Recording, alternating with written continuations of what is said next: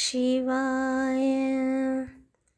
விசுவாவசு வருஷம் மார்கழி மாதம் 7ஆம் நாள், வாரம் திங்கட்கிழமை, திதி த்விதியை, நட்சத்திரம் உத்திராடம். திருவெம்பாவை 7ஆம் பாடலை பார்ப்போம். அன்னே இவையும் சிலவோ பல அமரர் உன்னர்க் அறியான் ஒருவன் இருஞ்சீரான் சின்னங்கள் கேட்ப சிவனென்றே வாய் திறப்பாய் தென்னா என்னா முன்னும் தீச்சேர மெழுகொப்பாய் என்னானை என்னரையன் இன்னமுது என்று எல்லோமும் சொன்னோம் கேள் வெவ்வேறாய் இன்னும் துயிலுதியோ வன்னெஞ்ச பேதையர்போல் வாளா கிடத்தியால் என்னே துயிலின் பரிசேலோர் எம்பாவாய். மாணிக்கவாசகர் இயற்றிய திருவெம்பாவையின் 7ஆம் பாடல் இது. இங்கு தோழியை இன்று எழுப்பும் பொழுது அவர்கள் சொல்கிறார்கள், அந்த தோழியானவள் சிவன் மீது மிகுந்த அன்பு உடையவள்.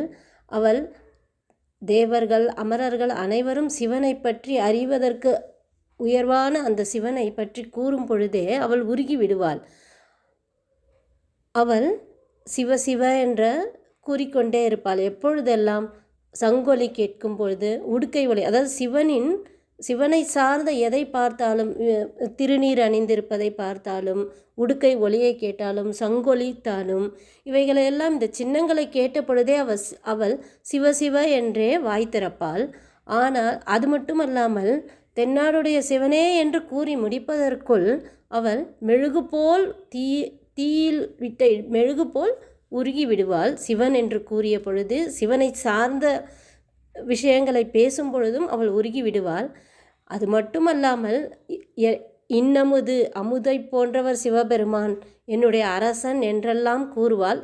இது மட்டுமல்லாமல் இவர்கள் வேறு சிவனின் பெருமைகளை பாடிக்கொண்டு இருக்கும் பொழுது இதையெல்லாம் கேட்டுக்கொண்டும் இன்னும் துயிலிதையோ, இன்னும் தூங்கிக் கொண்டிருக்கிறாயே, உன்னுடைய நெஞ்சம் என்ன கல் நெஞ்சமா, நீ இதுவே ஸ்மரணையே இல்லாதவளைப் போல் தூங்கிக் கொண்டிருக்கின்றாயே, என்னே உன்னுடைய உறக்கம் என்று கூறுகிறார்கள். நீ எழுந்து சிவனை பற்றி பக்தி செய்வதற்கு வர வேண்டும் என்றும் அழைக்கிறார்கள்.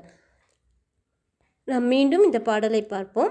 அன்னே இவையும் சிலவோ பல அமரர் உன்னர்க் அறியான் ஒருவன் இருஞ்சீரான் சின்னங்கள் கேட்ப சிவனென்றே வாய் திறப்பாய் தென்னா என்னா முன்னம் தீசேர மெழுகொப்பாய் என்னானை என் அரையன் இன்னமுது என்று எல்லாமும் சொன்னோம் கேள் வெவ்வேறாய் இன்னும் துயிலுதியோ வன்னெஞ்ச பேதையர்போல் வாளா கிடத்தியால் என்னே துயிலின் பரிசேலோர் எம்பாவாய்.